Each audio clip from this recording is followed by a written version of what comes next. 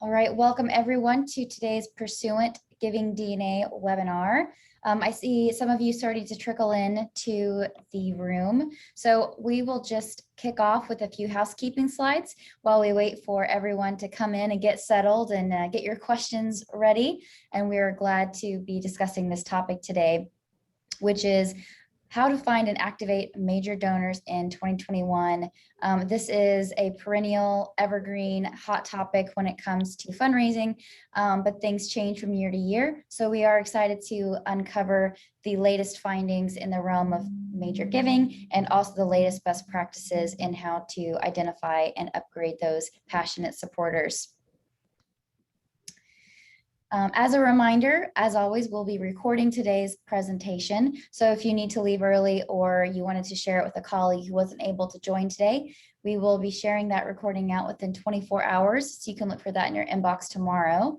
And then I wanted to direct your attention to the Q&A box, the Q&A icon right there at the bottom of your Zoom screen. You can use that to interact with us today. You can ask any questions.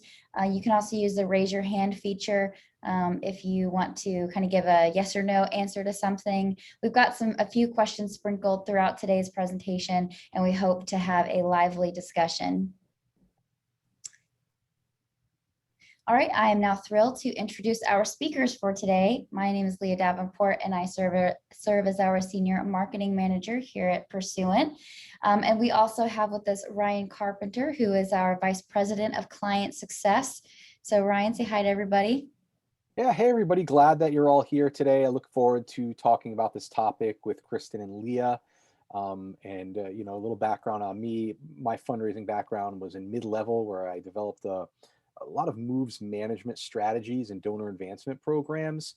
So this is a topic that I've really been focusing on for the better part of my career and look forward to talking about today. Thanks, Ryan. And Ryan's also in the middle of moving houses. And so I'm very appreciative that he is with us today and has given us some time. And then finally, we also have Kristen Priest, CFRE. Kristen has a lot of experience in fundraising, specifically with our major donors and working with gift officers. She attended the Lilly School of Philanthropy. She has her CFRE certification. And today is also her birthday. Happy birthday, Kristen. Thank you. Happy birthday. Yes. Kristen, anything else you want to share with our listeners today? No place I'd rather be on my birthday. In all seriousness, I serve Pursuant as subject matter expert for major giving. It is my heart and my passion and what I love most about philanthropy and fundraising. So sincerely excited to be here with everyone today. In my role at Pursuant, I work as a consultant and coach, help build major gifts programs and strategy, and excited to share this with everyone. Excited to have you. All right. So just a quick look at our agenda for the day. So we're going to take some time to look at current trends in major giving. There's some recent data that was just released that I know Kristen is going to dive into and unpack for everybody. We're also going to look at a few of the ways that you can use data to identify those valuable supporters and find out the right ways to reach them. And so Ryan will be sharing that in his portion of today. And then we're also going to have some time for Q&A. So we look forward to getting your questions. All right. Kristen, what are the numbers? What can we draw from them? All right, so the AFP's Fundraising Effectiveness Project, they've released their Q1 findings.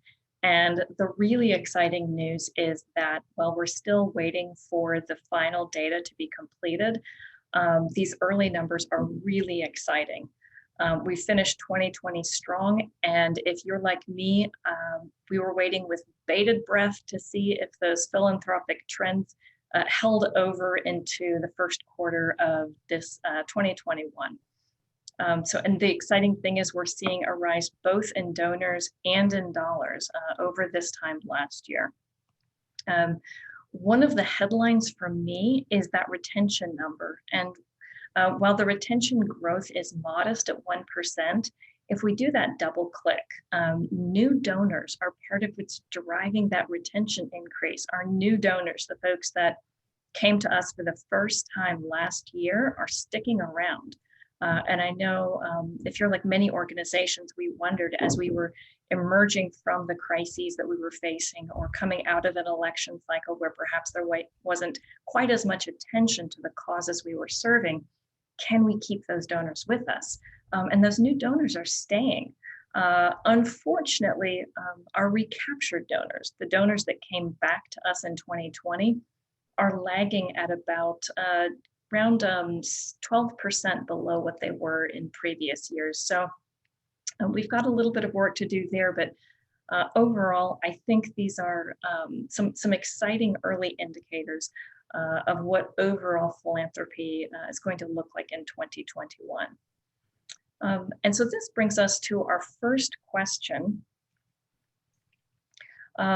which is, and would love for you all to use that chat feature, share, how are your metrics comparing? We think about industry overall, with donors and dollars feeling some growth, and retention being a bit of a mixed bag.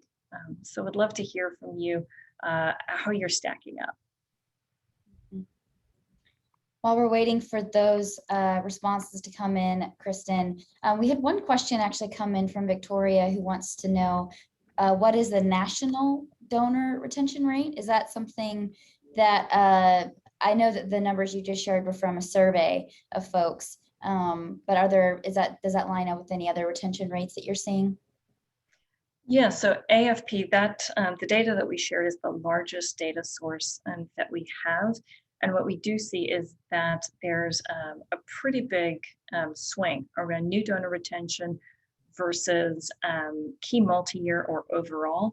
And our overall retention, and I'm going to give you the wrong number, but we'll follow up, tends to be around 40 to 45%. Yeah, retention. Kristen, just this past year, they updated it and it was 45% for overall file. And I know with new donors, Blackbaud recently put out a report. You're really renewing your new donors at 2 to 3 out of 10. And so that's a real critical group, obviously, because those 2 to 3 out of 10 that make a second gift, they're likely to retain at 60% in the following year. And so that's something that we always work with our clients to focus on, is that new donor getting that second gift. Fantastic. Mm-hmm. All right. I think we can go ahead and move on to our next point. If any other responses come to mind, we've got some other questions coming up. So just be thinking about your own metrics and just looking for any points where you see some similarities or some differences as we move throughout the presentation. All right. So the splashy, exciting thing in 2021, in this first part of 21, we saw the reemergence of what is being called our mega donors. And the exciting thing for me is not just these big headline-making donations. We see them and think, wow, but then wonder, yeah, but they're not giving to me, so why should I get excited about what we're seeing, about the mega donor trends? And I think there's two things. First, if we look at the variety of organizations receiving these large donations, what we're seeing is that they cross the spectrum of nonprofit organizations. So if your mission isn't laser focused on something like the pandemic or social justice or areas that were of particular focus in 2020, this should be really exciting. The organizations receiving these fundings range from higher education to healthcare to community organizations and even innovation. And the second thing that I think is interesting and worth note is that some of the biggest giving is going in part to individual foundations or donor advised funds.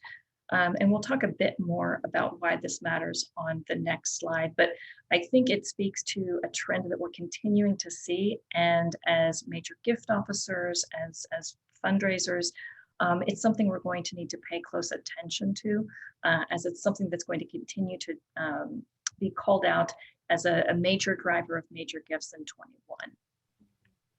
So let's go to that next slide.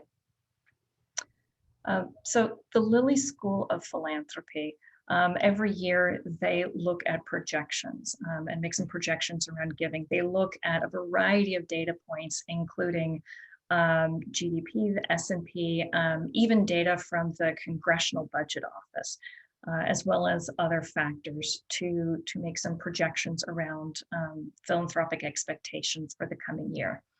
And the exciting thing is not only are the projections for a strong philanthropic year in 2021, but it's a year that will be fueled by major donors. So a year that should have a really strong, robust environment for major gifts fundraising. And a few of the predictors or variables that have been called out, the economic stability and continuing reopening that we're seeing, the emergence of those mega donors, the donors that we talked about, that are bringing philanthropy to the forefront in some really headline-making ways. And growth in planned gifts. Last year, we as individuals and as communities reflected a great deal more on our humanity and the legacy we wanted to leave behind. This coupled with an intense desire to bring about change and or sometimes fulfill existing major gift pledges were part of what was driving a nearly 200% increase in bequest intentions just last April, year over year. And again, it's a trend that we're continuing to see as planned gifts and structured gifts being a tool to drive major giving. And then we've got foundation and donor advised fund payouts.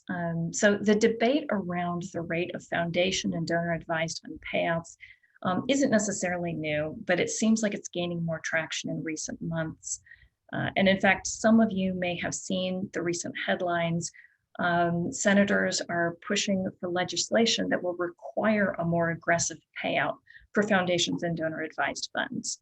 Now, there's arguments on both sides of the table as to whether that's a good or a bad idea, but if that does move forward, foundations and donor advised funds will need to start paying down at a more aggressive rate. But I do think it's worth noting that outside of any forced behavior, donor advised funds as a giving vehicle is taking off. The number of donor advised funds is up 300% in the last 10 years. And we saw a 30% increase in grant making just in the first half of 2020 over last year. And we expect that to be a trend that will continue to be strong coming into 21. And finally, the successes and ongoing need is retaining those new donors. So some of the markers that we're seeing that we hold ourselves to, Ryan shared some of the challenging statistics that we historically face as an industry around retaining those new donors. And we're seeing some really powerful growth. And we think in part that's because donors can see both the impact of their gift and the positive momentum, as well as recognize the need and challenge still exists. And what we're seeing is, again, that Q1 retention, that tends to be a really difficult quarter and a really difficult audience, up 13%, in part driven by sustainer giving patterns. In 2020, they signed up to be sustainer donors, and we know that sustainer donors retain at the highest percent of any donor behavior. So some really exciting things that we're seeing. However, these aren't, however, 2021 major giving overall to date is potentially telling us a slightly different story than the exciting headline grabbing mega gifts and this environment that's healthy for a robust major giving program. So if your organization isn't experiencing these headline making big wins, unfortunately, you may be in some good company. So this is that double click on the latest AFP report on major giving trends. Again, it's important to note that the data set is currently incomplete, and it's likely these numbers will improve once the data set is complete.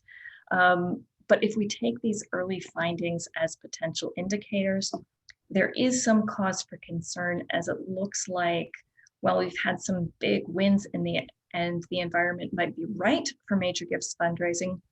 Overall, our major donors were slower to respond in 2021. And I think an important question to ask is this because our major donors didn't feel comfortable yet making those big gifts in Q1? Is it because we weren't comfortable yet asking for those gifts? Or is it something else, maybe some combination? And while we rightfully so have and continue to celebrate the emergence of those micro, small, and mid-sized donors that really fueled philanthropy over the last year, if we look at the portion of dollars our major and supersized donors represent, that's those very bottom numbers on the bottom right of your screen. It's a reminder to us we simply can't afford to take our eye off the major gifts ball. And this brings us to our second question, which is to say, what did first quarter major giving look like for you? Or what are you experiencing year to date? Were donors upgrading? Were they retaining, lapsing? What's been your experience in 2021 major gifts fundraising?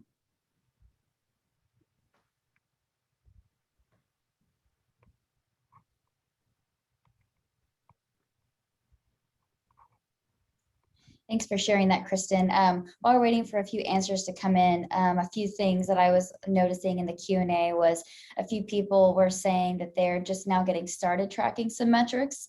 And so that's, there's nothing to be ashamed of there. As long as you're getting started and it's going to be a new discipline for you, then that's always a positive thing to see. And then also seeing some people responding, saying that they felt like a lot of the giving that they saw over the last year was driven by the pandemic, and that has certainly been the case. I know the M&R benchmark study, which we've referenced in previous previous webinars, showed that giving was absolutely up and overwhelming last year. And it looks like we've got a few more responses coming in. Yeah, Leah, I think that's a great point. And we all know, I think every organization has retention to some degree on the brain, rightfully so this year. And I think the challenge for organizations will be, how do we take what we call the 2020 our crisis donors and transition them to mission donors? And how do we use data? How do we, with this large number of new donors, for some organizations, they were blessed with the challenge of huge acquisition numbers. So how do we take all these new donors and identify those who are most likely to come closer to us as an organization and begin a deeper journey, versus who are those that are likely not going to stick around or likely not going to come back in really meaningful ways. So it's certainly one of the challenges that we're facing this year in understanding who do we prioritize our time and energy on in terms of bringing them closer to the organization, not just around capacity, but who looks like they have an alignment to us as a ministry or a community service organization, a higher education cause. Yeah, and I would add to that, Kristen, it's also important to understand that so you can best forecast for this current fiscal year. Because like you had said, I've worked with a number of organizations, particularly our food bank clients, that saw massive increases in new donors. And the reality is, it's hard to expect them to retain at the same level your typical annual or general fund would retain. So to better understand who could potentially become a long-term supporter versus who is more like a disaster donor, I think is critical when you're thinking about your mail spend for the coming year. What's going to be what's the ROI that you are satisfied with, and who are the people that are going to help you reach that? The one other comment I want to make to whoever that was sharing that they're just now thinking about metrics. My contact information is, I believe, in this deck and these resources. Reach out. These are one of my favorite things to talk about. I'd be happy to just jump on the phone for 20, 30 minutes just to talk through. I call it better practice. There's best practice, there's industry best practice, and then there's what's realistic to make sure that perfection isn't getting in the way of progress. So I'd love to just jump on the phone for a few minutes and talk through your organizational priorities, your resources, and just start thinking about what makes sense to start measuring and tracking. Mhm. We've got one response, Kristen, I wanted to shout out, which was, we've had the best year in the history of our organization. Fiscal year ended May of 21. Giving is up in their mid-level and major donors in Q1. So that's really encouraging to see. That is fantastic. Mhm. All right. So Kristen, do you think we're ready to move on? Yeah, I think let's move. All right. And again, this is just to say, one of the things that, as you heard me say already, rightfully so, retention needs to be a focus, and prioritizing our retention strategies has to be a focus in 2021. And I think it's important to remember that upgrade is a retention strategy. We know that there's a strong correlation between the size gift a donor makes and their retention rate. It's of course not to say that if we ask for more, they'll automatically stick around, but through the process of identifying the right individuals, timing, and projects, we can extend an invitation that is meaningful, relevant, and respectful of our donors' philanthropic objectives. And secondarily, as Ryan mentioned, can help us think about where and how we're spending our fundraising dollars to make sure that we're focusing our time and energy on those folks who most want to become a closer part of what we're doing as an organization. And then finally, this is a quote from the Lilly School of Philanthropy in their report on those fundraising projections that I liked. Individual and household giving is influenced by growth in the S&P 500, especially giving by those with median and higher levels of income. As wealth and income increase, so do the amounts that households give to charity. I think it's just a great reminder of those things that can trigger economic confidence in our top donors, and why, if we can identify our best prospects, this is really an exciting time to work in upgrade and major gifts fundraising.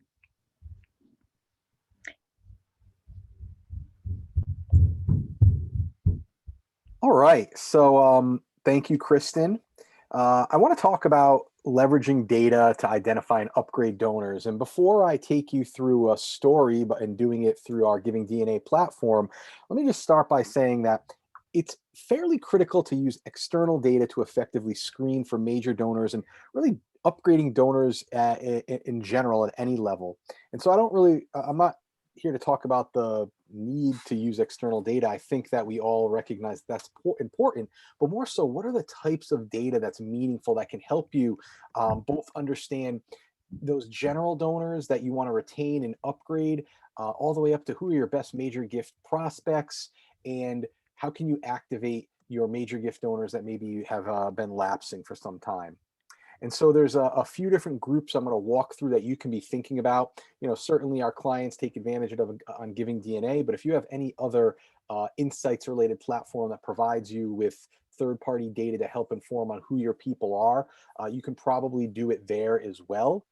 And if that's not something that you have access to at this time, consider it for the future. Without that, you're really relying on what you have on your database now. And, you can look at the trajectory of individuals giving. Are they upgrading by themselves? The recency, looking at kind of those RFM based metrics can help. But I think it's critical, particularly here in 2021, where data is it's not as expensive as it once was. It still does cost money in many cases, but it's more available to organizations, and the diversity of data is widely expanded than where we were 10, 15 years ago, where it was all about wealth screening. wealth screening is just a start. We can do a lot better than that. And just because somebody's wealthy, we don't know how philanthropic they are. And so I want to talk about some of the data that you can blend with wealth to understand who are those major gift donors you can reactivate and who are the ones that you can identify on your file. And so, Leah, if you want to stop your share, I will go ahead and share my screen and take us through GivingDNA and just an example of how we do that with our clients and maybe give some ideas to the attendees today.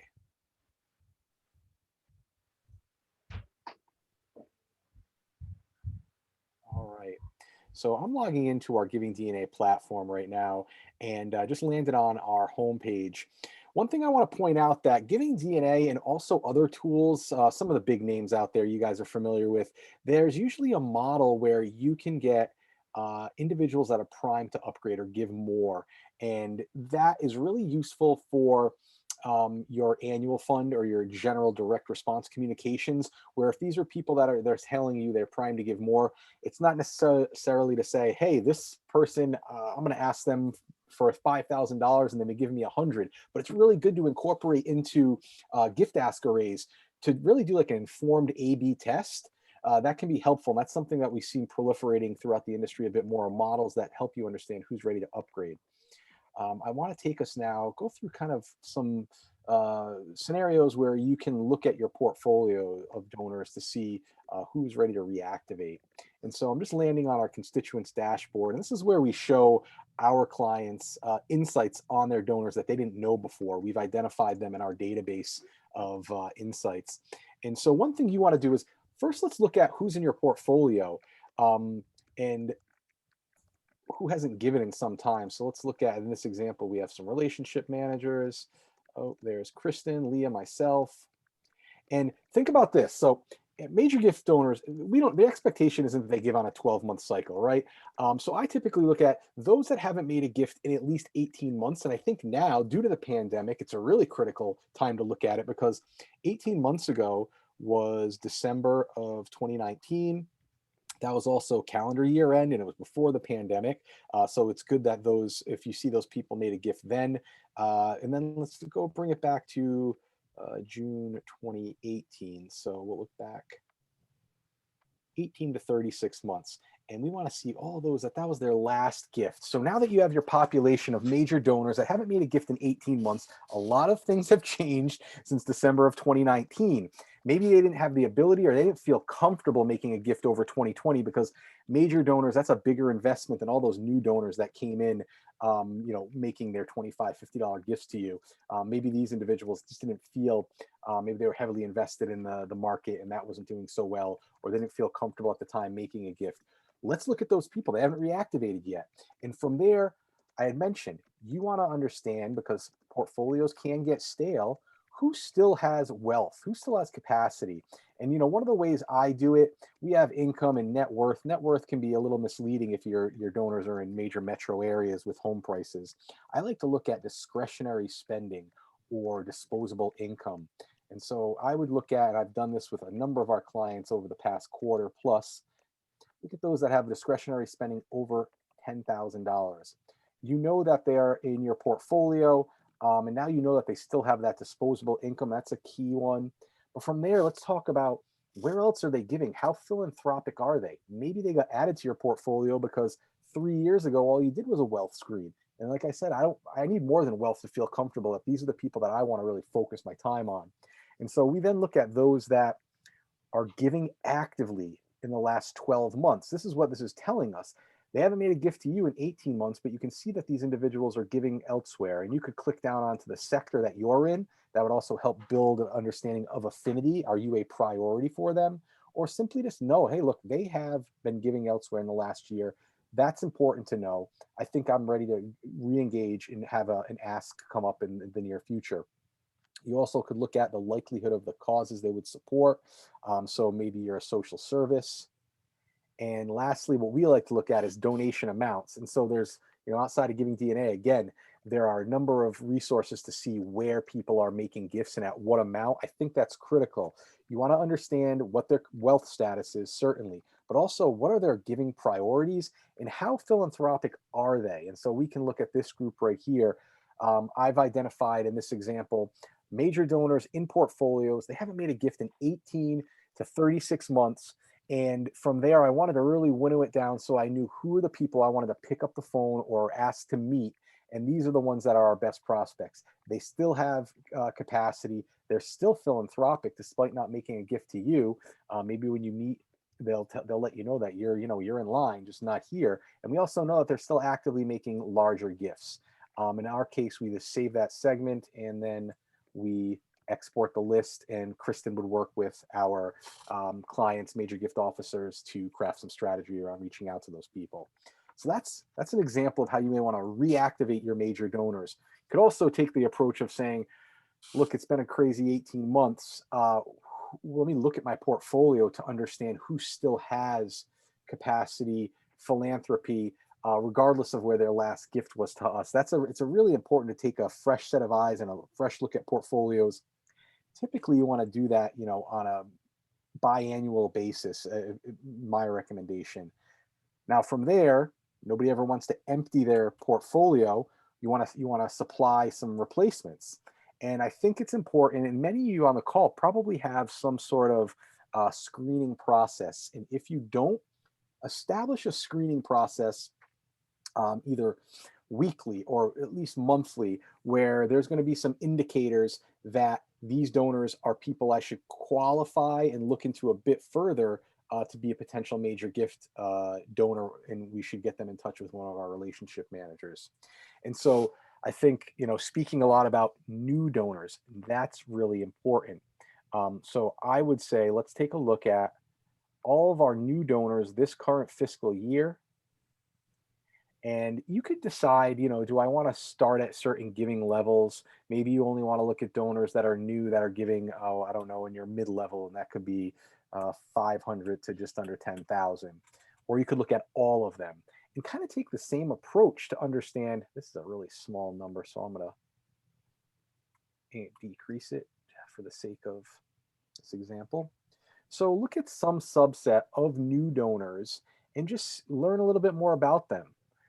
If you are a children's hospital, or if you have programs towards children, we look at those that have children in household. That's an important factor.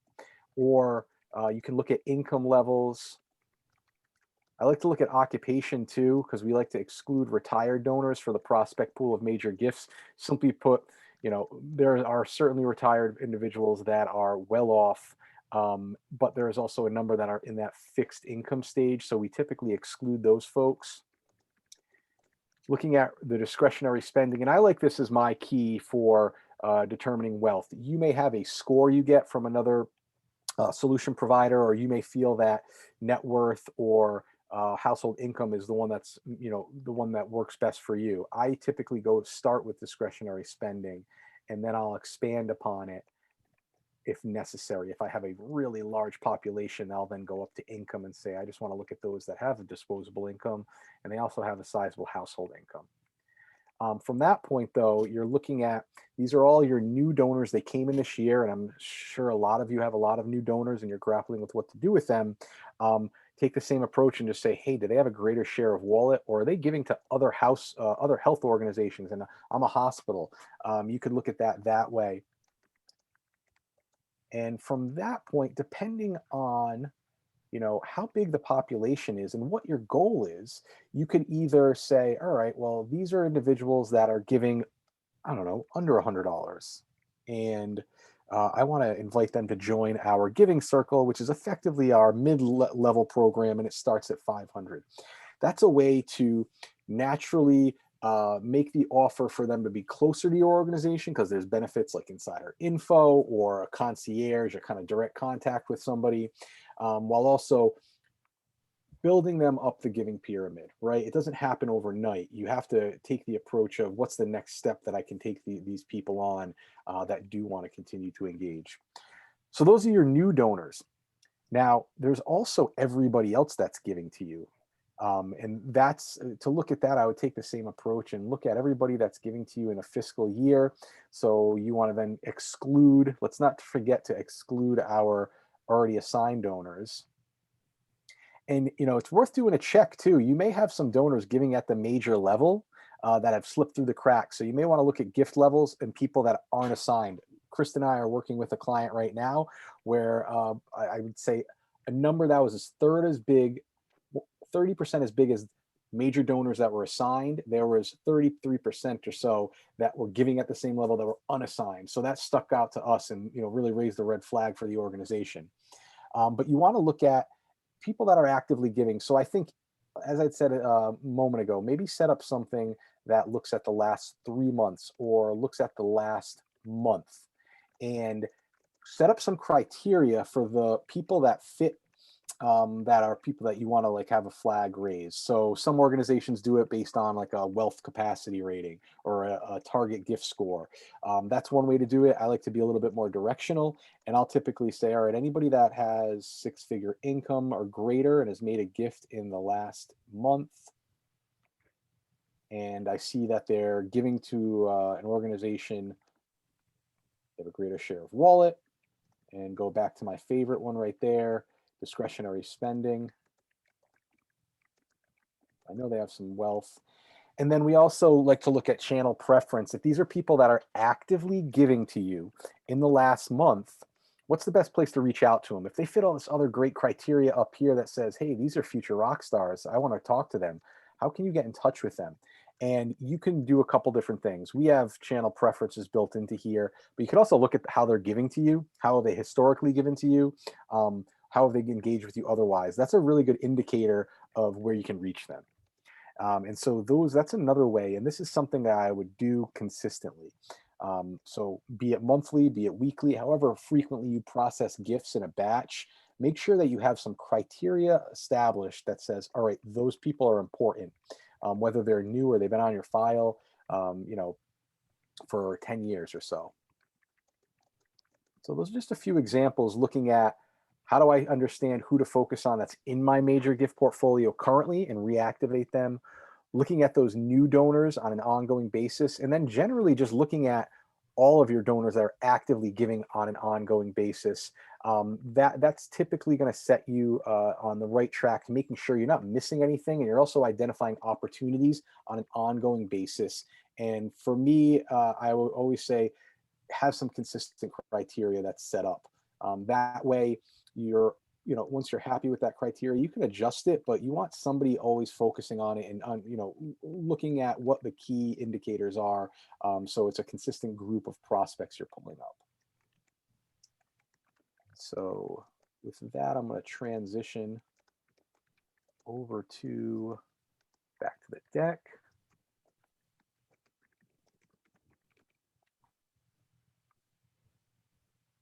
Share my other screen. Ryan, while you're getting that pulled up, we had a really great question come in around data accuracy. The comment was, the data you get from these platforms is only as good as the data you provide. And there's a kind of a challenge around making sure it's accurate information. What can you tell our attendees today about how GivingDNA matches third-party data to your records?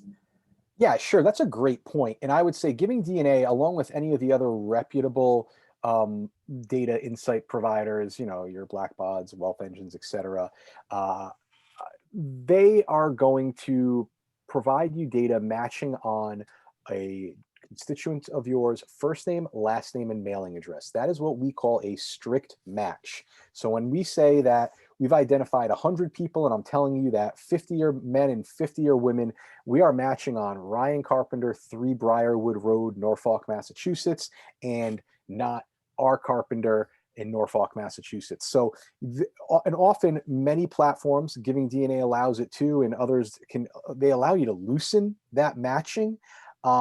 I definitely do not advocate for that. I think if you're going to loosen matching, you're just setting yourself up with fool's gold.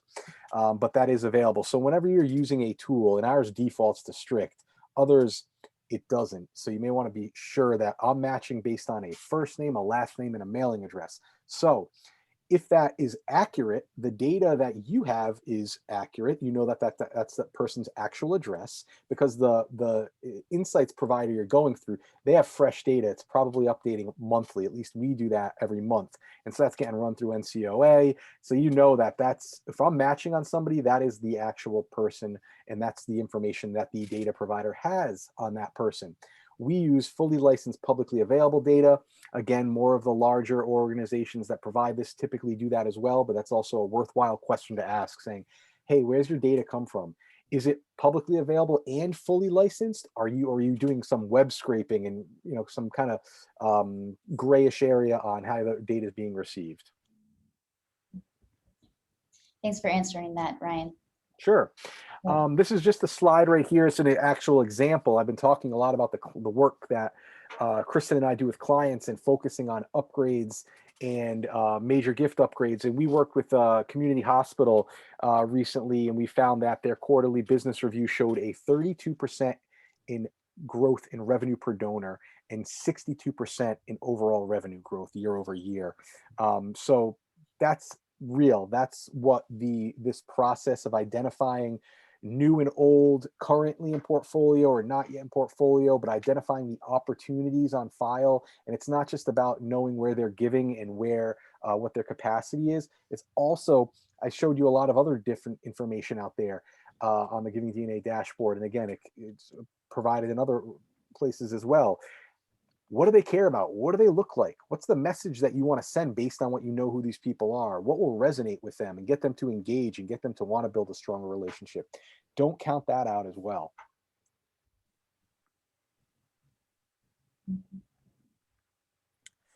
And so talking about that engagement, an upgrade strategy, step number one, and this is really a huge focus from Pursuant and my colleagues on the agency strategy side of the business. Go beyond just saying thank you and make the donor the hero of the story, right? You want them to feel like, hey, that gift you made is what allowed us to do this. Thank you, right? You don't have to talk only about what you're doing, but you're doing it because they helped do that. And without people like them, you wouldn't be able to. Also, as I was saying momentarily, tap into their motivations and reinforce their decision to make their gift. So really understand who they are. Where else do they give? Do they give to other causes that maybe align with a program that you have? And I go back to healthcare, but I could actually use a religious example. We work with a great ministry that has a really robust children's program on their website. Really cool, and videos. They tell stories, but they get the kids engaged. And so I look at that and we see, hey, here's people that have children living in the household. Talk to them about that work you're doing. That throughout the pandemic, it was really something that parents could use when they couldn't go to church, that they could put in front of their children and still have the message of God be in their lives. And so if you send that to people that have kids, that might resonate more with them than a radio program that you have. So understanding why they give and what's important to them is important. Step three, opening that door to deepen relationships through engagement opportunities. This is, again, something that myself, along with Kristen, I've worked in mid-level. It's all about that bridge and that growth from the annual fund into mid up to major gift. And so opening up the opportunities from your mid-level donors to personally engage, whether you have a mid-level officer on staff or you have, maybe you just have somebody that's managing overall donor relations. So if you have a mid-level officer, you can have them engage with your top 25%. Maybe that's 250 mid-level donors personally. If you only have a donor relations officer, they can maybe handle 50 individuals, whatever that is. At a certain level, make sure you have the ability to deepen that relationship through personal engagement, and then and invite them to continue their impact, right? Let them know what they are doing. Going back to step number one, talking about them as the hero. If you talk to them about what they're doing to help support your work, it's going to be a lot easier for you to ask them to make another gift and thus, continue to support that effort. And so this is really great. This is a free resource. If you're interested in learning more about how do you talk to these individuals that you want to upgrade, how do you effectively engage with major donor prospects and really your major gift donors presently, I would encourage you to download this resource, Powerful Questions for Engaging Major Donor Prospects. Our own Kristen Priest put it together. Um, I've used it and I've got a lot of useful tactics, questions that didn't really occur to me. And I've been doing mid-level for a decade now. So I love it. I would encourage you to download it. It's really, there's a lot of things that get pumped out there in the industry. This is one that is really tangible and useful. So go ahead and download that if you'd like. Well, Ryan, thank you. And this is Kristen. I will share really quickly this. I wish I could take credit for it. The only credit I deserve is by compilation. This came out of 20 years in the industry working with scores of really great major gift officers, always asking them, what are your go-to questions, or what are those questions that you find deliver such richness of information that you just constantly lean on. And so it's broken down by almost section as you think about a typical donor visit, and things that are more important this year and now than ever. Some of those things, and this is a question I think we often think of, but I have to raise it back to the surface. So what do you want to accomplish with your philanthropic giving that's meaningful to you? I think this year, that's going to be a huge one because our giving behavior over the last 15 months has shifted pretty dynamically. And so really listening to the donor's authentic voice about how the last 15 months did or didn't shape and shift what their giving priorities look like. One of the questions in the chat we got was, how do I re-engage a donor who perhaps hasn't given since, say, December of 2019? And more than ever, I think it's important for us to not start with the expectation that how they engaged with us a year and a half ago is where they're ready to go today. And it doesn't mean they're disengaged, but to just start that conversation grounded in where they are today. That's great context to add, Kristen. And I would have just let you take all the credit for this, but that was probably the right thing to do.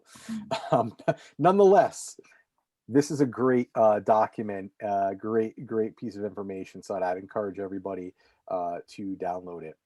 Also, if you're interested in learning more about GivingDNA, certainly I'm glad to talk to you about that. Just click the link and we can provide you a demo, answer any further questions you may have. We just really dipped into a portion of it that focused on activating and upgrading individuals. So glad to have a deeper conversation with anybody that's interested.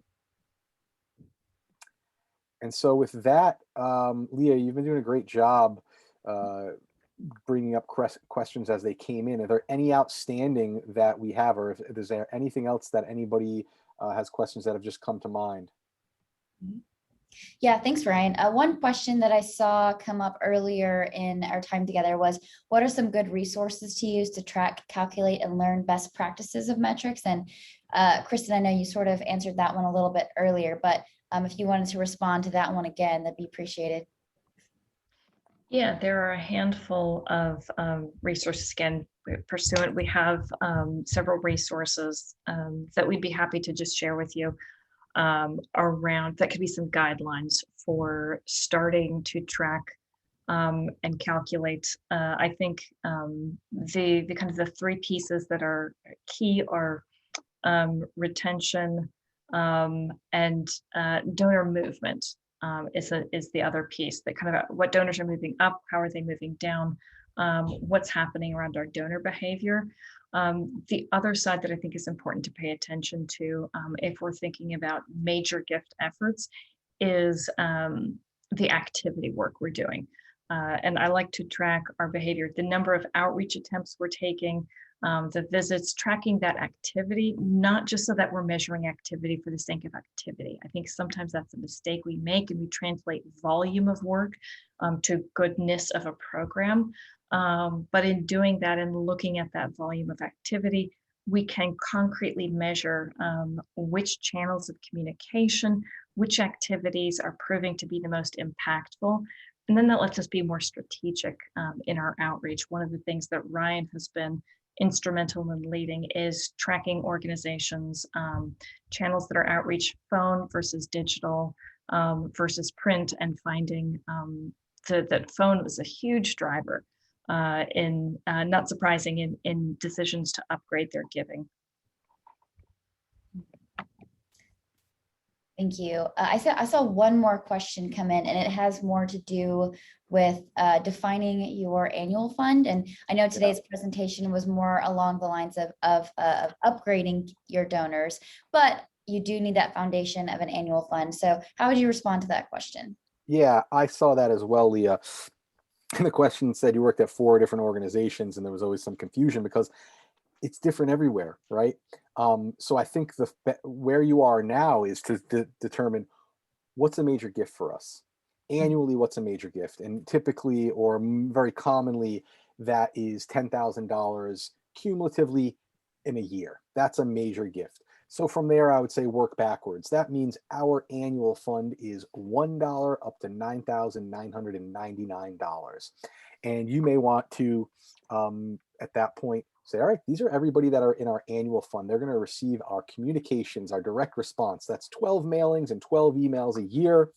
Or you may decide, in understanding what our direct marketing population is, maybe I want to create a mid-level as well. And so that'd be from 1,000 up to 9,999. And those metrics I'm giving you, those giving levels, those are pretty common. But that doesn't mean those are the ones you have to use. If you're at a smaller organization, see what works for you, but start by understanding what's a major gift for us. What do we consider a major gift, or how much in a given year is a major gift, and go backwards from there. And then once you have that population, just be committed to saying, look, if they're giving at this level, they're going to receive our communications, our annual calendar, whether that's a mailing a month or 2 emails a month, and then give them the opportunity to say, I would rather have less of this, more of that, because it's not so much important to say, well, I don't assume they don't want to receive it, but give them the opportunity to tell you they don't, if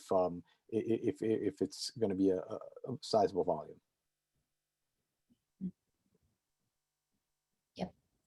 All right. Well, I'm going to go ahead and go into the wrap up. Really, really great questions today. I've loved all the activity. I've loved all the questions around metrics and tracking, and wherever you are at in your journey with starting to track those metrics, I applaud you for even taking that first step. And again, we have lots of resources at GivingDNA, and as well as at pursuant.com. We have our 2 separate, one is the GivingDNA platform. The other is Pursuant, the fundraising agency. We have a wealth of resources there for you. I'm happy to engage with you individually over email with some additional resources and some time with our team. But with no further ado, I'd love to get you back out to the rest of your Wednesday. So thank you everyone who took the time to join us today, and we look forward to seeing you next month. Thanks everybody. Glad to have you here today.